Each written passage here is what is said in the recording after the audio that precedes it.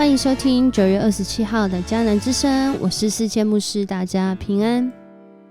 我们今天呢要来分享的是哥林多后书5章1到10节。哥林多后书5章1到10节，在今天的经文呢，保罗继续讲到他怎么看待在这次世上自战自亲的苦楚，在这世上生活的日子。从永生来看，看我们现在的居住生活，其实我们好像就是住在帐篷里面一样。住帐篷的意思就是它是一个暂居的，也或许换另外一种说法，就是它是寄居的，它是暂时住在这里，它将来要回到天上。在疫情当中呢，很多人很怕会得到这些病毒，很多人很怕会在病毒当中离开这个世界。可是我们也不乏听到一些见证是，有一些人为了关心或是医疗，或者是与这些正在受难者跟他们同住同在一起，结果后来自己染疫，甚至他们染疫之后，他们希望能够把那个维持呼吸维持生命的仪器让其他还没有信主的人来使用。这是因为他们有一个盼望，就是我们死后是要回到天家。所以我们在世上的日子看起来好像很困难，看起来好像是被亏待了，但是却愿意这样去行。因为活着不只是肉体的活着，更是永远灵魂的活着。在今天的经文当中，保罗他就回应了，住在这地上的帐篷里，像是背负重担而叹息着。这并不是说我们要脱下在地上的身体，不是说我们都去死好，因为死后永生最棒，而是我们在地上的时间，我们还活着的时候，肉体还活着的时候，我们就要穿上那属天的身体，好使那必朽的被生命取代。什么是必朽的？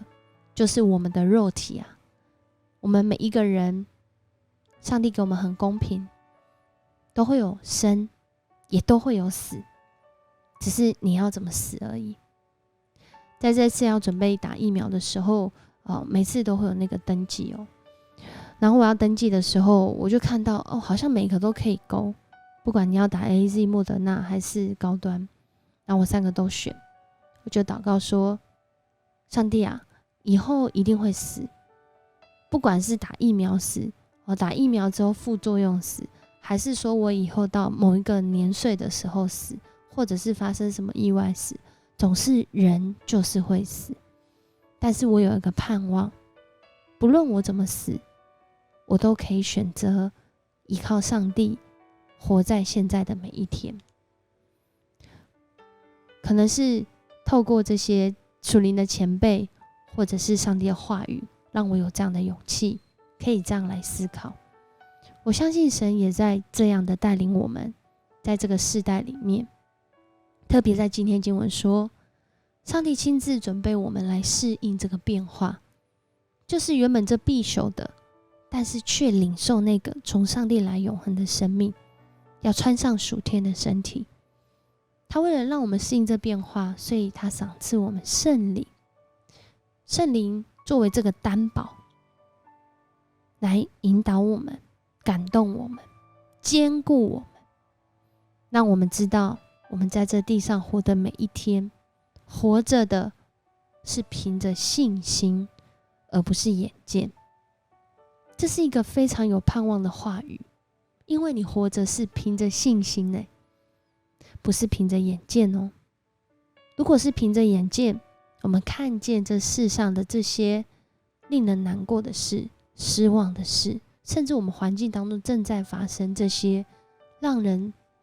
不知道怎么面对的事，我们或许就会活不下去了。然后我们活着是凭着信心，这信心是从上帝来的，那我们的生命就会很不一样，因为我们必朽的生命被这永活的生命来渐渐的代替。那我们在每一天活着，都知道我们为什么而活，也知道我们为什么而活之后，我们就这样去活。而在今天的经文最后有说到，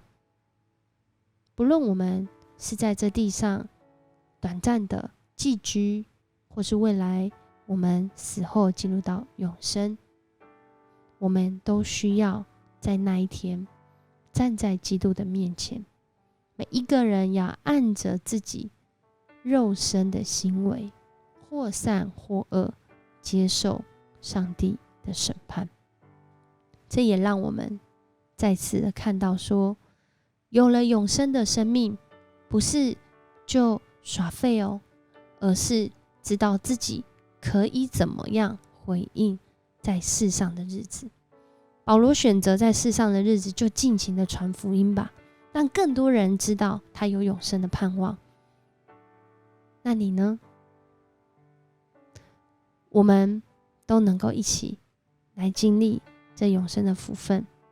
不害怕死亡，更知道死亡是另外一个开始。我们一起来祷告。主，我们感谢你，谢谢你让我们知道信主的人有永生的盼望，所以我们不害怕死亡，更相信死亡之后，主啊，你必有预备。但是主，我们更是要说，也就是因为我们知道这是永活的生命，主啊，在世上的生命，我们就要活出永恒的盼望。或许在现在有很多难过，走不下去，甚至有人因为疫情有一些身心症的发生，但我们求主你帮助我们当中的弟兄姐妹，不仅知道如何面对死亡，更是要知道如何面对活着。主啊，谢谢你，你让我们有个盼望，是我们活着的时候就可以有属天的身体，这身体是有主你心思意念，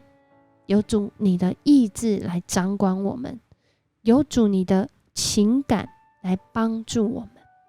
有主你的灵来提醒我们，叫我们每一天活着都能够选择那个叫我们有生命的，叫我们有盼望的。谢谢你与我们同在，也愿你来安慰在这疫情当中，面对不论是打疫苗，面对疫情，面对这个人与人之间关系有恐惧焦虑的弟兄姐妹，能够被主你来安慰。主啊，你亲自来带领他们，圣灵提醒扶持，叫他们得着坚固，得着信心。因为我们活着是凭信心，不是凭眼见。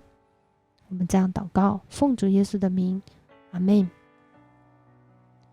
谢谢你收听今天的迦南之声，我是世谦牧师。如果你喜欢我们的频道，邀请你给我们5星好评，也愿上帝的平安天天的临到你的身上。我们明天见。